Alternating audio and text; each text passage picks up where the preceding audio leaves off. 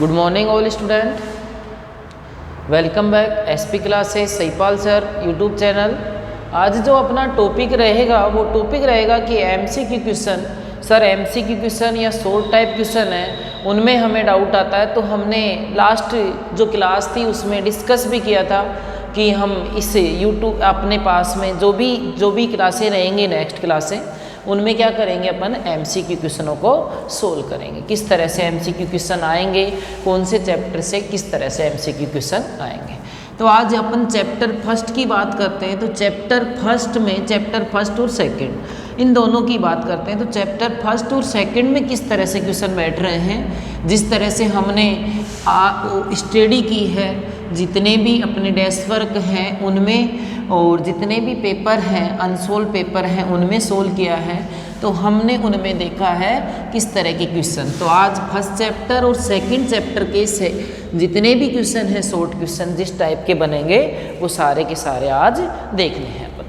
तो फर्स्ट यहाँ से अपने पास में रियल नंबर फर्स्ट आता है। रियल नंबर, तो सबसे पहले इसमें टॉपिक देखना बेटा कि फर्स्ट चैप्टर में कितने टॉपिक हैं अपने पास में। रियल नंबर है, रियल नंबर में सबसे पहले आती है division lemma's theorem. Division lemma's theorem,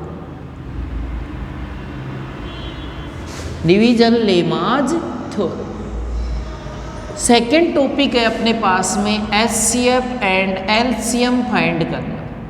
HCF and find करना, HCF by division lemma's, by division lemma's. इससे हमें एचसीएफ फाइंड करना होता है।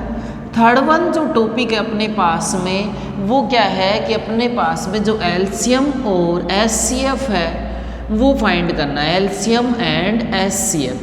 तो ये एलसीएम और एचसीएफ किससे, प्राइम फैक्टराइजेशन मेथड से, प्राइम फैक्टराइजेशन से मेथड से निकालेंगे। साथ में ये भी है कि रिलेशन टॉपिक ध्यान रखना बेटा, जब भी आप रिवाइज करो तो सारे टॉपिक कवर होने चाहिए। Relation between HCF and LCM, HCF and LCM, relation between HCF और LCM, HCF LCM and two numbers, and two numbers.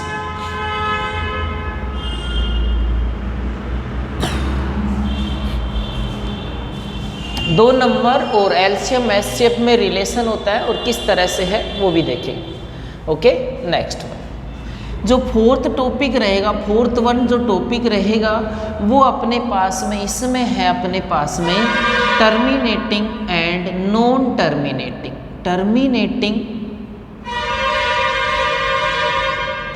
And non terminating, non terminating. जो टर्मिनेटिंग और नॉन टर्मिनेटिंग टर्म है उनके base पे है। तो ये 4 या 5 टॉपिक हैं जो हमारे शॉर्ट क्वेश्चन में होते हैं। सर अभी भी एक टॉपिक रह रहा है इरेशनल नंबर प्रूव करना, किसी भी इरेशनल नंबर को प्रूव करना कि वो इरेशनल नंबर है।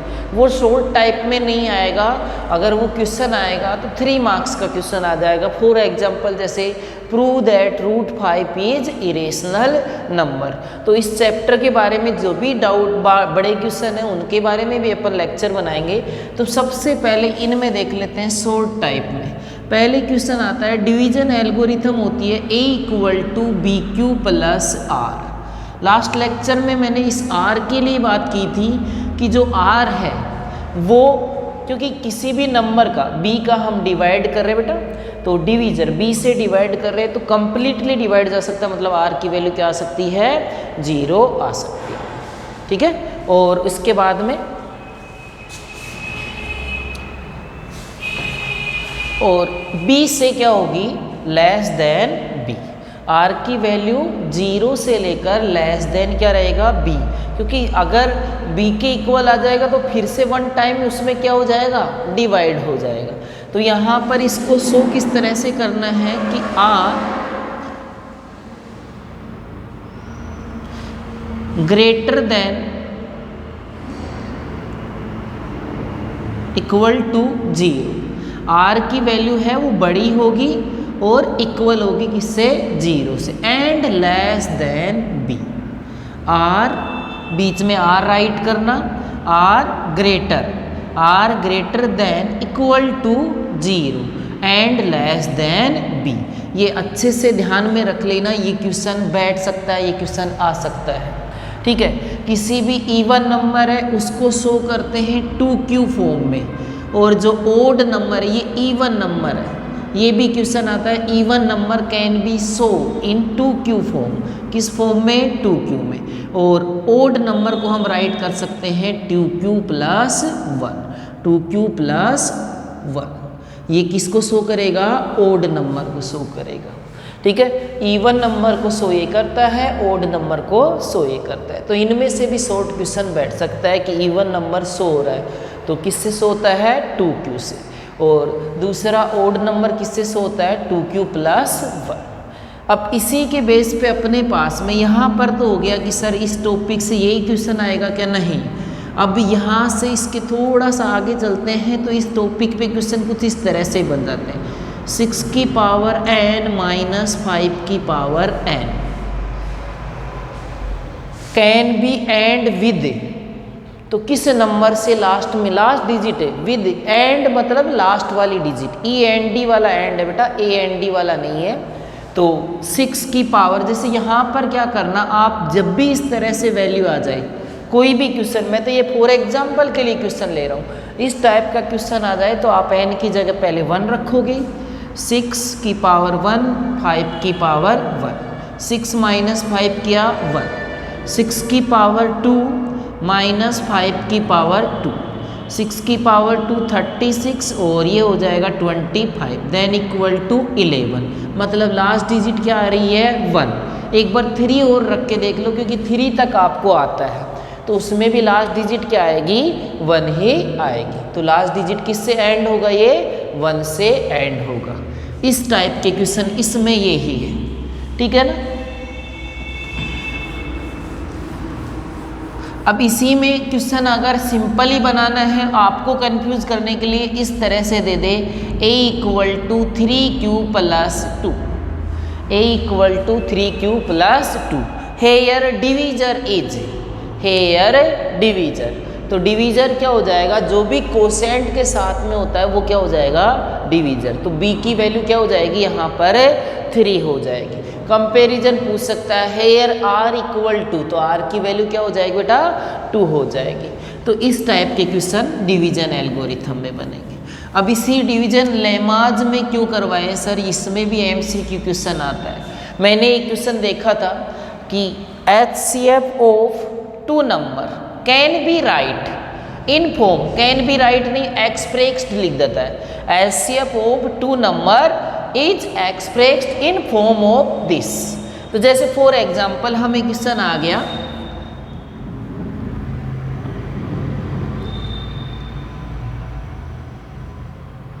Four 420 and 110, HCF of these number can be expressed। तो सबसे पहले तो हम इन दोनों नंबरों का क्या फाइंड करेंगे, HCF फाइंड करेंगे। क्या फाइंड करेंगे बेटा, HCF। तो इन दोनों नंबरों का HCF क्या आया, किसी भी मेथड से फाइंड कर लो। अगर आपको डिवीजन लेमाज थ्योरम अच्छे से आती है तो उससे फाइंड कर लो।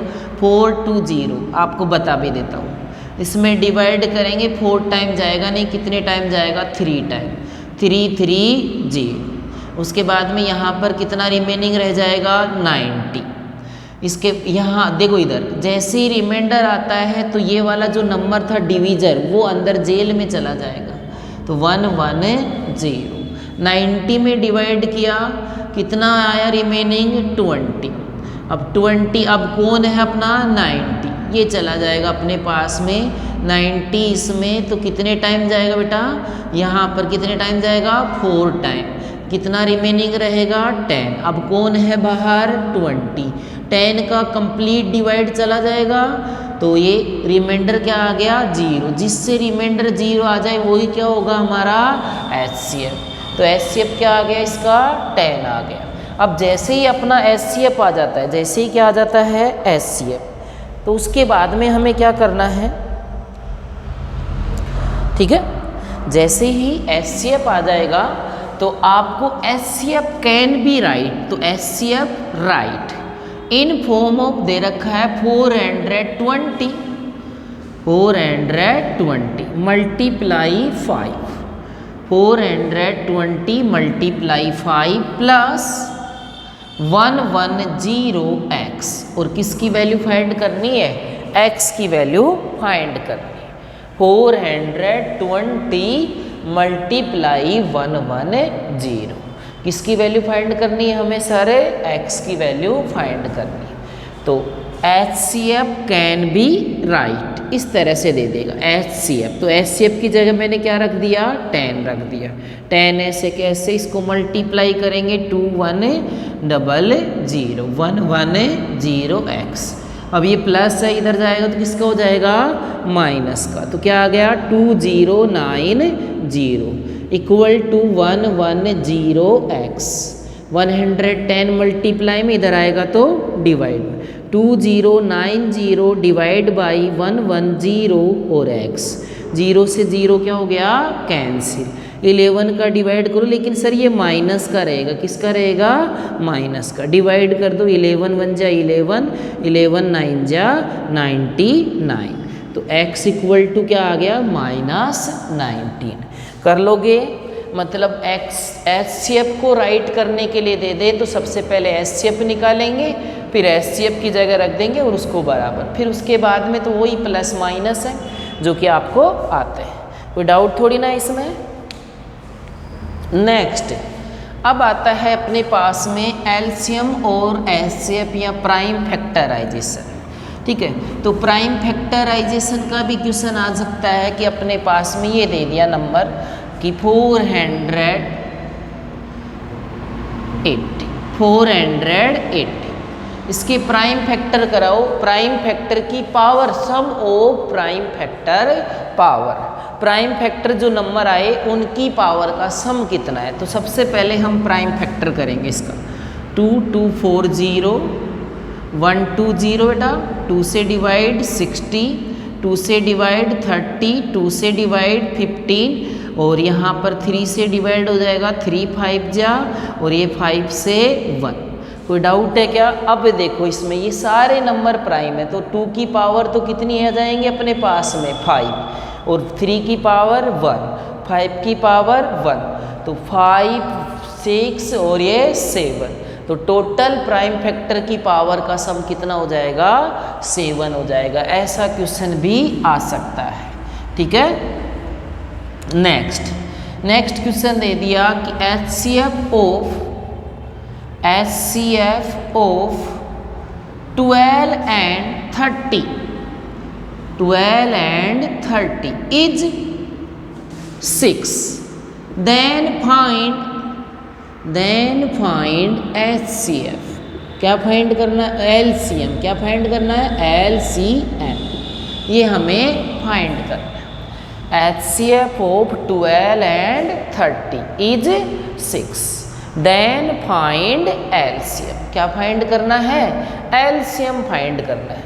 तो इसके लिए हमने एक प्रॉपर्टी, ऐसा नहीं कि तुम इन दोनों का LCM फाइंड कर दो, हो सकता है वो LCM जैसे अगर आपने सोल्व करके दिखा दिया, उसको सोल्व करके एक साथ लेंगे सर बड़े छोटे बच्चों की तरह और सोल्व कर लेंगे, नहीं ऐसा नहीं है। तो हमें इसमें रिलेशन लगाना, क्योंकि हम जानते हैं 2 नंबर में first number multiply second number equal to LCM multiply HCF, okay. First number write कर दिया 12 30, LCM क्या नहीं पता है सर, LCM को क्या कंसिडर कर लिया, LCM, और ये HCF। अब ये 6 मल्टीप्लाई में है, इधर आएगा तो किस में हो जाएगा, डिवाइड में, तो डिवाइड कर देंगे अपन यहाँ पर 12 और 30 डिवाइड बाई 6, और ये LCM, तो LCM कितना आ जाएगा बेटा, 32 जा 60, तो हमारा LCM आ गया 60, LCM कितना आ गया 60। किसी को कोई डाउट है इनमें, नहीं ना, आगे करें। LCM कितना आ जाएगा 60। तो ज़रूरी नहीं है वो HCF ही दे, इनमें से भी कोई नंबर नहीं दे सकता है कि नंबर यहाँ पर x दे दिया, ये 30 दे दिया, इसका एलसीएम 6 HCF 6 दे दिया और एलसीएम कितना दे दिया 60, और ये नंबर फाइंड करवा रहा है। तो सेम यही रिलेशन लगाएंगे, ये वाली क्वांटिटी नहीं है तो ये वाली टर्म इधर डिवाइड में जाएगी, इसकी वैल्यू आ जाएगी। किसी को कोई प्रॉब्लम हो तो ज़रूर बताना कमेंट बॉक्स में, ठीक है। तो ये क्वेश्चन भी आते हैं ऑप्शनल या छोटे क्वेश्चनों में, शॉर्ट क्वेश्चनों में रिलेशन वाला क्वेश्चन कन्फर्म है आएगा ही आएगा। एलसीएम एचसीएफ और 2 नंबर है, 100% है, ये क्वेश्चन अपने पास में आएगा। ओके, देन अब आता है अपने पास में next topic, terminate and non terminate term. Terminate और नॉन टर्मिनेट टर्म के ऊपर अपने पास में क्वेश्चन किस तरह से बनेगा। तो ये भी पूछ सकता है कि in these following term are non terminating. हमें 4 टर्म दे देगा ऑप्शनल में, उनमें से हमें बताना है कि कौन सी नॉन टर्मिनेट है। तो इसके बारे में हमने पहले भी जिक्र किया था कि टर्मिनेट कब होगा, जब हम डिनोमिनेटर मतलब नीचे वाले डिनोमिनेटर के फैक्टर करें और फैक्टर में ओनली 2 आए तो टर्मिनेट है, ओनली 5 आए तब भी क्या है टर्मिनेट। 2 and 5, ओनली 2 and 5, इनके अलावा कोई दूसरा नंबर नहीं आए तो भी क्या है ये टर्मिनेट है। लेकिन इनके अलावा कोई भी नंबर जैसे 3 आ गया, 7 आ गया, 11 आ गया, 13 आ गया, इस तरह से जो नंबर आ गए तो हमें ऐसा नहीं है कि तुरंत कह देना है कि नॉन टर्मिनेट है, नहीं, पहले वो पॉसिबिलिटी बनती है। हम देखेंगे कि जो एक्स्ट्रा आया है वो कहीं कैंसिल तो नहीं हो जाएगा। एक एग्जाम्पल भी करेंगे, जैसे अपने पास में ये है 77 अपॉन में 175। अब इसके फैक्टर करूँ 175 डिनोमिनेटर के 5 से डिवाइड करेंगे, 5 3 जा 15 बचा 5 जा 25, 5 7 जा 35। हमने देखा 2 और 5 के अलावा क्या आ गया सर, 7 आ गया, नॉन टर्मिनेट होगा, नहीं, पहले हमें आराम से यहाँ पर रखना है। 77 5 मल्टीप्लाई 7 से कैंसिल आउट कर दो बेटा, क्या आ जाएगा 11 अपोन में 5 मल्टीप्लाई 5। इसका मतलब है कि ओनली क्या बचा हुआ है नीचे डिनोमिनेटर में 5, और ओनली 5 हो तब क्या होता है टर्मिनेट होता है। तो ये टर्मिनेट और नॉन टर्मिनेट बताने वाला क्वेश्चन भी हमारे पास में किस में आ सकता है, शॉर्ट क्वेश्चन में आ सकता है। अब इनको डेसिमल में चेंज करना भी 1 नंबर के क्वेश्चन में आ सकता है या 2 नंबर के क्वेश्चन में आ सकता है। तो डेसिमल में किस तरह से चेंज करेंगे, डेसिमल में आप नॉन टर्मिनेट टर्म को आप डेसिमल में चेंज नहीं कर सकते हो हमारे मेथड से। मैं ये नहीं कह रहा हूँ कि उनको डेसिमल में चेंज ही नहीं कर सकते हो, डिवाइड करके तो हम किसी को भी डेसिमल में चेंज कर सकते हैं बेटा। तो यहाँ पर ध्यान देना, ठीक है।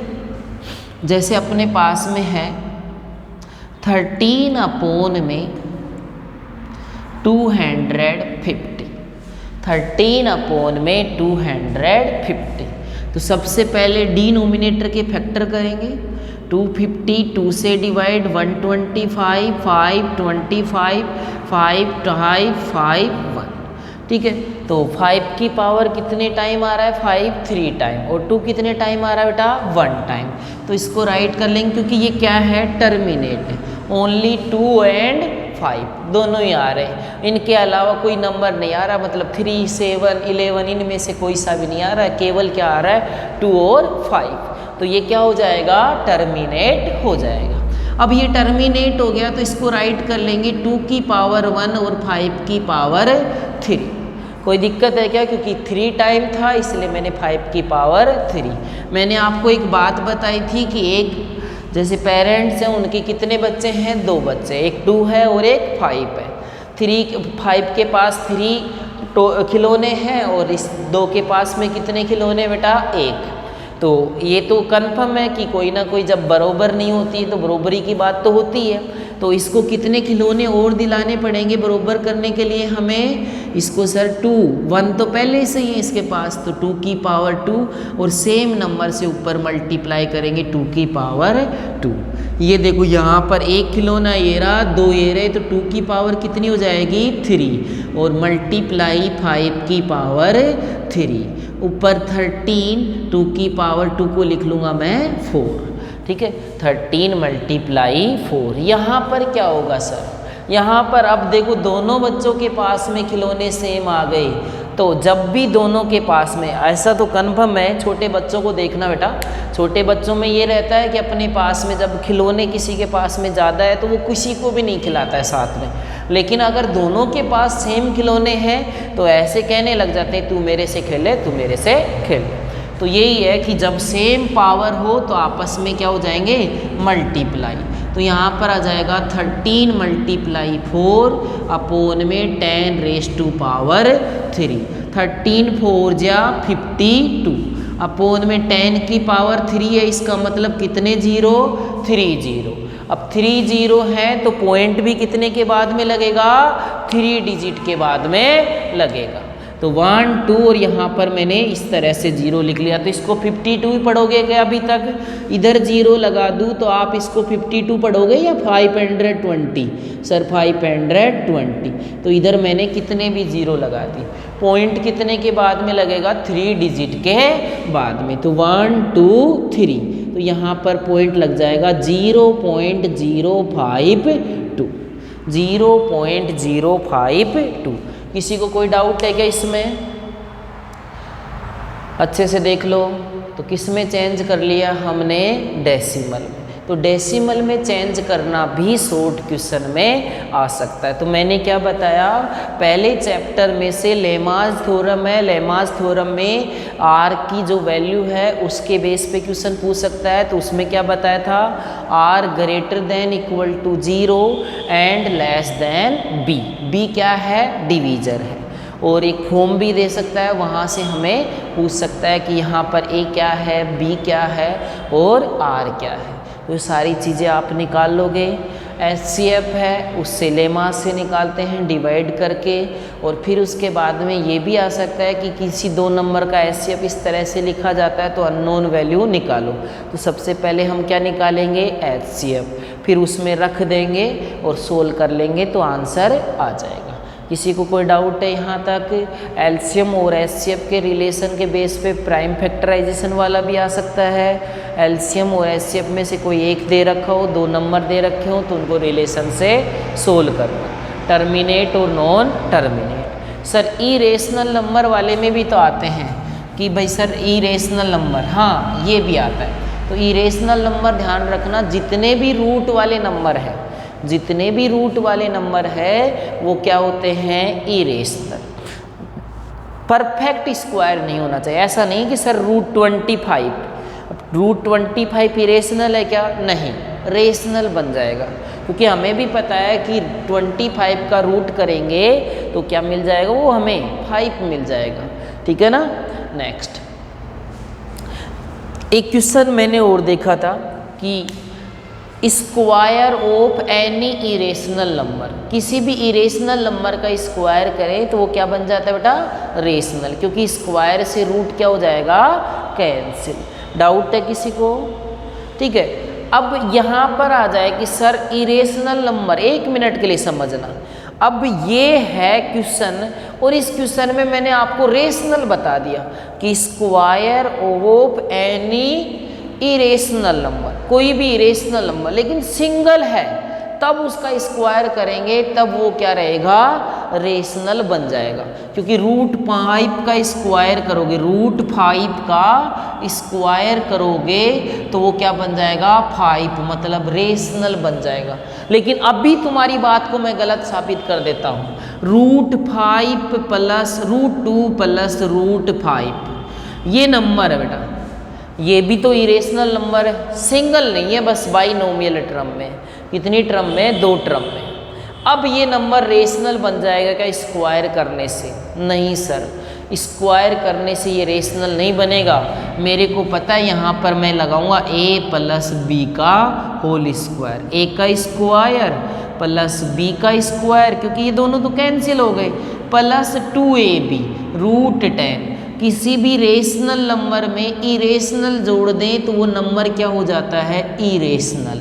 तो सर यहाँ पर क्या बन रही है, पॉसिबिलिटी कि ये रेशनल भी हो सकता है और इरेशनल भी हो सकता है। जब भी आपकी पॉसिबिलिटी बने तो पॉसिबिलिटी में अगर कोई ऑप्शन रेशनल वाला भी दे रखा हो और इरेशनल वाला भी दे रखा हो और लास्ट में एक ऑप्शनल और दिया होगा नन ऑफ दीज, तो हम कौन सा ऑप्शनल लगाएंगे बेटा, नन ऑफ दीज। ठीक है, उसको समझा के आ जाना कि इस तरह से ये क्या बन जाएगा, रेशनल और ये इरेशनल। किसी को डाउट है इनमें?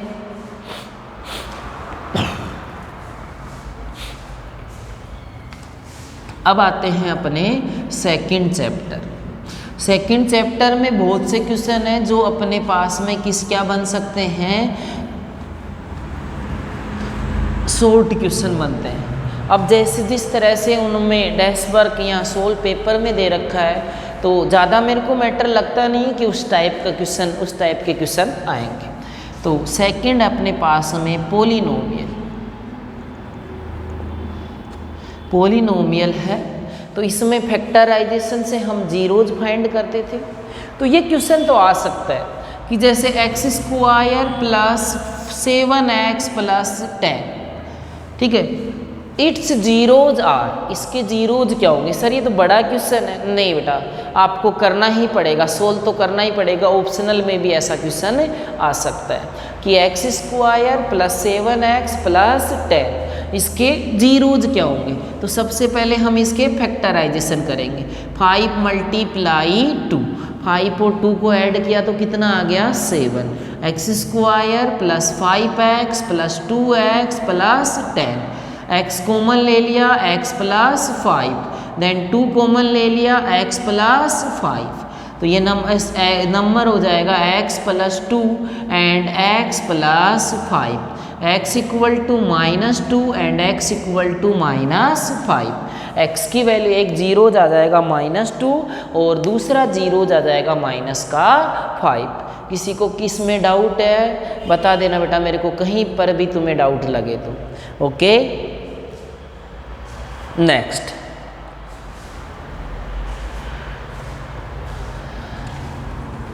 अब इसी पे अपने पास में क्वेश्चन मैंने देखे हैं लेकिन फिर भी एक बार सोल्व करवाना ज़रूरी है। तो वो क्वेश्चन किस तरह से है कि हमें ये दे देगा it's 1 zeros, it's 1 zeros, 1 zeros is 3, then find the value of k। किसकी वैल्यू फाइंड करनी है, k की वैल्यू फाइंड करनी। और इक्वेशन ये दे दी x square plus 5x plus k equal to 0। अब ये दे दिया कि इसका 1 0, 0 का मतलब ही क्या होता है बेटा, x की वैल्यू, तो मतलब x इक्वल टू 3। हमें क्या दे रखा है कि x बराबर क्या है, 3 है, x की वैल्यू क्या है 3। तो जहाँ पर अपना x है वहाँ पर हम क्या रख देंगे, 3 पुटअप कर देंगे। तो x की जगह पर मैंने 3 रखा, 3 का whole square plus 5 multiply 3 plus k equal to 0। 3 का स्क्वायर 9, 5 3 जा 15 प्लस k, 15 और 9 कितना हो गया बेटा, 24 प्लस k इक्वल टू 0। अब 24 प्लस का उधर जाएगा तो किसका हो जाएगा, माइनस का, तो k इक्वल टू -24। k की वैल्यू क्या आ जाएगी, माइनस का 24। डाउट है इसमें, k इक्वल टू क्या आ गया, -24। Okay, next. अब इसी बेस पे क्वेश्चन है कि हमारे पास में जैसे देखो क्वेश्चन क्या आ जाएगा, x square plus 3x plus 5 then find P3 और ये दे रखा है P3। तो यहाँ से मेरे को पता है कि जब भी पोलिनोमियल है तो उसको क्या लिखते हैं, x की फॉर्म में है तो Px और y की फॉर्म में है तो Py। तो यहाँ पर x है और यहाँ पर x की जगह पर क्या है 3। इसका मतलब x की वैल्यू क्या रखनी है 3 रखनी है। x की वैल्यू क्या रखनी है बेटा 3। तो x की वैल्यू 3 रखोगे इसका आंसर आएगा। इस टाइप के क्वेश्चन भी आपके दे रखे। तो ये क्वेश्चन, अब इनके अलावा भी क्वेश्चन आएगा अपने पास में कि राइट दी इक्वेशन, जो बुक का है वो देखते हैं। Write the quadratic equation if sum of zeros and product of zeros are this. तो 3 and -4, सम ऑफ जीरोज दे दिया 3 और प्रोडक्ट ऑफ जीरोज क्या दे दिया -4। अब हमें ऐसा नहीं है कि इक्वेशन बनानी, तो इसके लिए मैंने सिंपल फॉर्मूला बताया था, x² minus sum of zeros multiply x plus product of zeros equal to 0। बस इसमें वैल्यू पुटअप कर दो, x² माइनस ऐसे कैसे, सम ऑफ जीरोज 3 है x, product of zeros -4 equal to 0। x² minus 3x और ये प्लस और ये minus -4 equal to 0। x² minus 3x -4, ये हमारे पास में क्वेश्चन आ गया। कोई दिक्कत है क्या? फैक्टराइजेशन नहीं करना बेटा, इक्वेशन पूछी है, क्वेश्चन को एक बार नहीं 2 बार रीड करो। हमें क्या फाइंड करना है, क्वाड्रेटिक इक्वेशन, तो हमने क्वाड्रेटिक इक्वेशन फाइंड कर ली। तो ये क्वेश्चन भी आ सकता है जब हमें सम ऑफ जीरोज और प्रोडक्ट ऑफ जीरोज दे रखा हो और उससे क्या निकालनी हो इक्वेशन। ये भी शॉर्ट टाइप का क्वेश्चन है। अब इसके अलावा भी इसमें शॉर्ट टाइप के क्वेश्चन अलग अलग आ जाते हैं। शॉर्ट टाइप के क्वेश्चन, अब ये शॉर्ट टाइप में क्वेश्चन आ जाएगा कि ये आ गया अपने पास में कि x³ minus 3x² plus 2x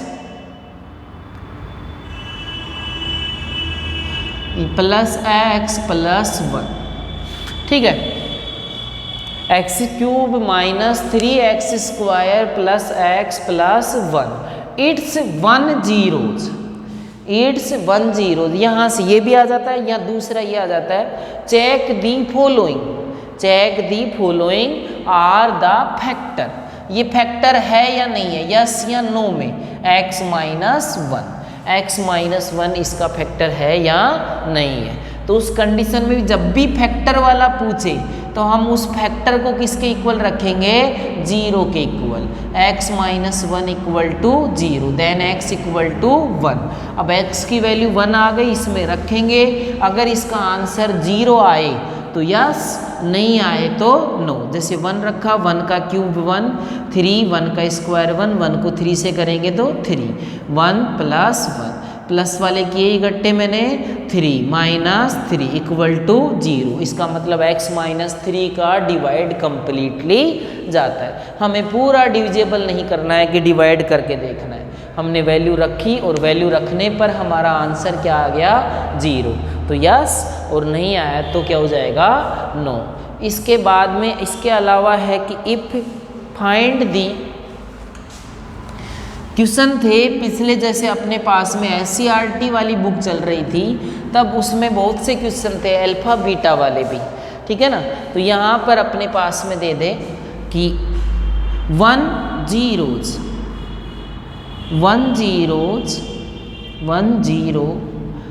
is reciprocal to other zero, is reciprocal to other zero. Then find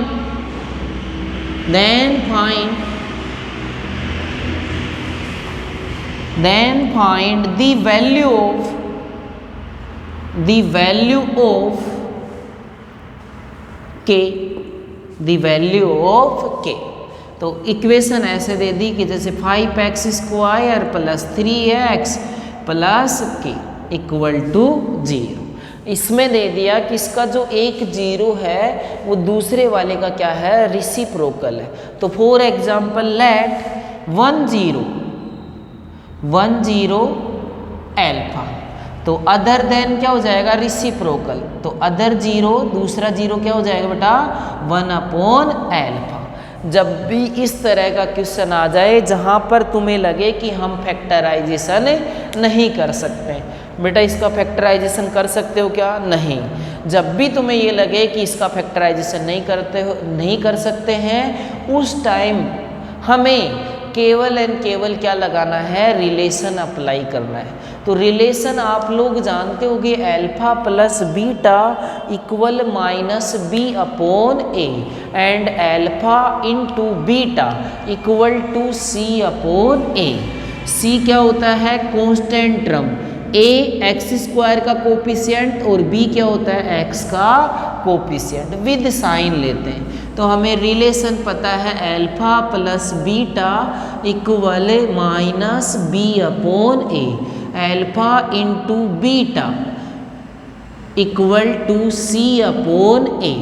दूसरा वाला रिलेशन लगा लेते हैं क्योंकि c k की वैल्यू है, हमें किसकी वैल्यू निकालनी है, k की वैल्यू निकालनी है, और k क्या है, c है।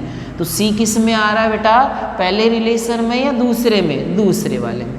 तो अल्फा, दूसरा जीरो बीटा है और बीटा को क्या ले रखा है हमने, अकॉर्डिंग टू क्वेश्चन 1/एल्फा। c की वैल्यू k है, अपोन में 5। अल्फा से अल्फा कैंसिल, क्रॉस मल्टीप्लाई करेंगे तो k इक्वल टू 5। k की वैल्यू क्या आ जाएगी बेटा, 5 आ जाएगी। किसी को कोई डाउट है क्या, k इक्वल टू 5। रिलेशन हमने अप्लाई किया, रिलेशन अप्लाई करते ही हमारे पास में किसकी वैल्यू आ गई, k की वैल्यू आ गई। नेक्स्ट, इसके अलावा भी अपने पास में डिवाइड करने वाला, जीरोज फाइंड करने वाले क्वेश्चन है, ठीक है ना। तो जीरोज फाइंड करने वाले क्वेश्चन का भी ध्यान में रखना। सेकंड चैप्टर में से रिलेशन वाला क्वेश्चन कंफर्म है कि एक न एक रिलेशन वाला क्वेश्चन आएगा ही आएगा। तो यहाँ पर ये पूछ लेगा, जैसे अपन को दे देगा 3x² प्लस 5x प्लस 9, हमें भी पता है कि ये फैक्टराइजेशन नहीं हो सकता है, और हमें जानबूझकर वो क्या पूछेगा, find the sum of zeros. हम लोग क्या करेंगे, इसका जीरोज निकालने लग जाएंगे। बेटा हमें रिलेशन आता है sum of zeros, alpha plus beta equal -b/a, a b और c। तो b की वैल्यू कितनी है, 5। तो alpha plus beta equal to minus ऐसे कैसे, फिर b की वैल्यू 5/a, a की वैल्यू 3। तो अल्फा प्लस बीटा इक्वल क्या आ जाएगा, -5/3। डाउट है क्या इनमें?